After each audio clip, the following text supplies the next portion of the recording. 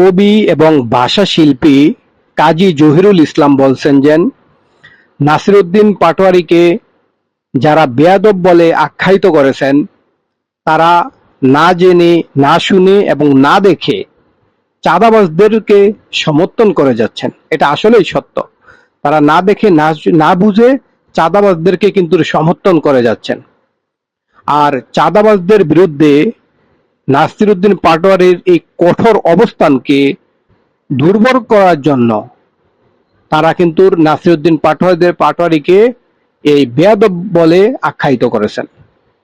এটার মূল উদ্দেশ্য এবং মূল কারণ হলো নাসিরউদ্দিন পাটোয়ারী যেন চাঁদাবাজদের বিরুদ্ধে কথা বলে, চাঁদাবাজদের বিরুদ্ধে অবস্থান নেয়, দুর্নীতির বিরুদ্ধে অবস্থান নেয়, দুর্নীতির বিরুদ্ধে কথা বলে। এই জন্য তার এই অবস্থানকে দুর্বল করার জন্য কিন্তু তারা বেয়াদব বলে আখ্যায়িত করছে। এটার সাথে কি আপনারা একমত কিনা অবশ্যই আপনারা কমেন্টে জানাবেন।